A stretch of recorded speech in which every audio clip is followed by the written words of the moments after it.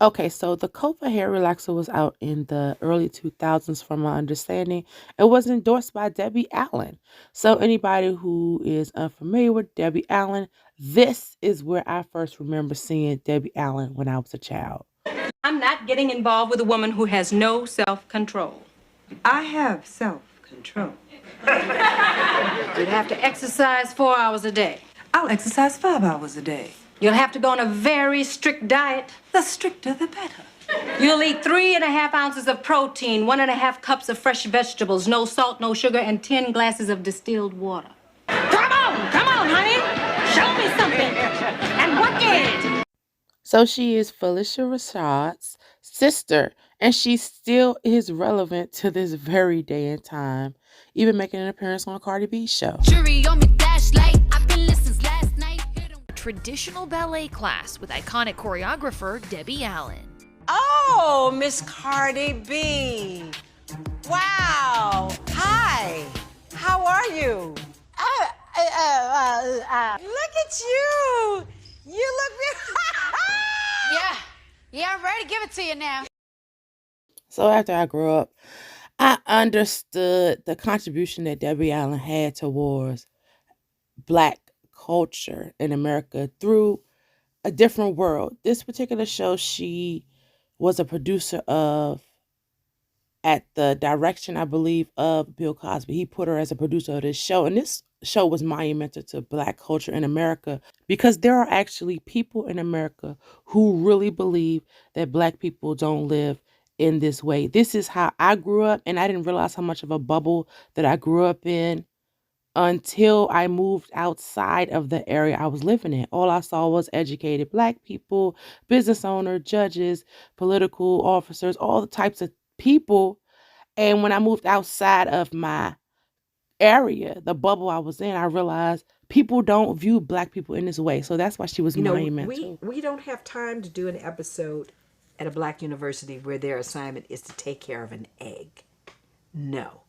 We're dealing with serious issues out here between education, poverty, joblessness, pregnancy, drugs, gangs. We have a lot of issues.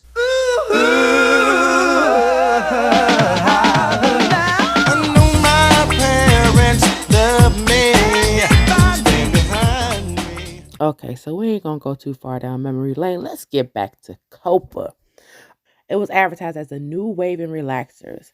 In 2000, it was a white powder that turns into a thin, smooth gel when mixed with water. So it was like a cost-effective measure that was advertised so that Black women don't have to continue to go to the hairdresser and spend all their hard-earned money. Unlike traditional relaxers that straighten the hair using lye-based chemicals, COPA is designed not to straighten the hair but to gradually release the natural hair's curl through successive applications, according to the manufacturers. This is another red flag that was a part of this article. It's supposed to be left on for 40 minutes.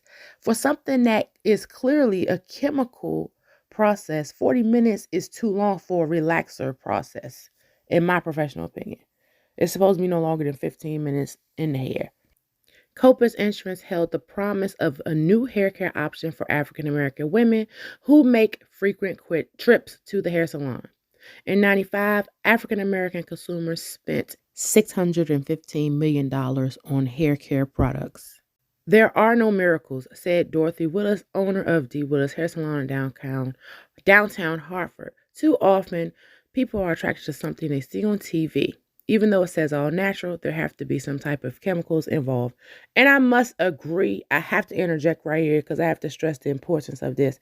The thing that stands out to me that doesn't make any sense is the repeated application of the chemical compound. Now, licensed professionals already know if you're doing relaxer, something like that, it's supposed to be like every 6 weeks. It used to be every 4 to 6 weeks, but I highly recommend 6 weeks because your hair only grows but so fast and you're technically supposed to be retouching only the roots.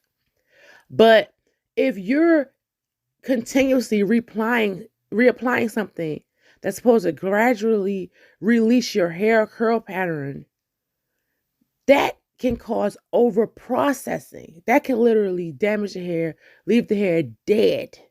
where you could hardly do anything to it, be limp looking, like stringy, over porous, stuff like that. And believe me, I am a consumer. I truly do understand the concept of you're saving money.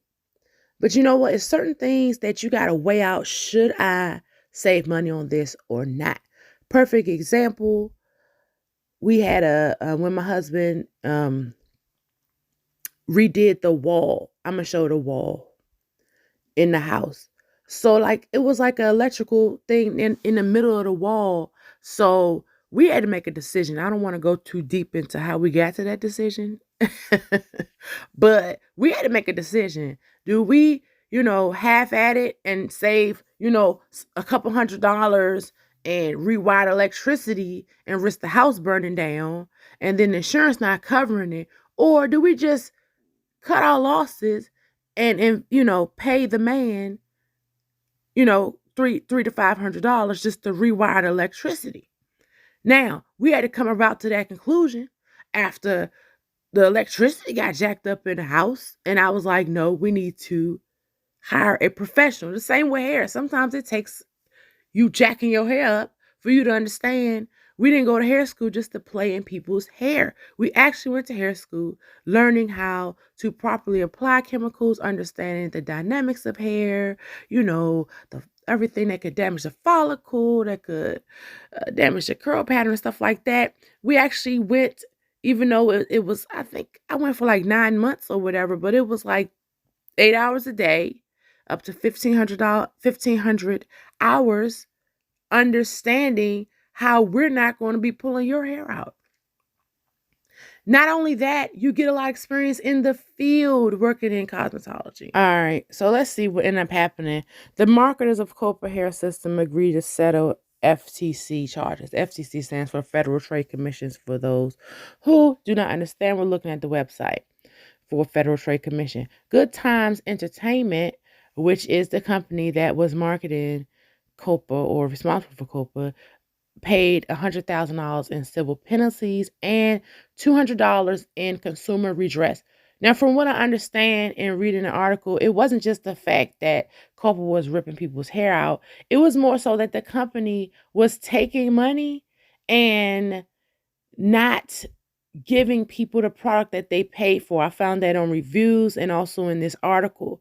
They also were having some type of way of charging people for Richard Simmons, his exercise program. So there were ways that they were like funneling money from clients without being extremely, I guess, transparent, to try to put it.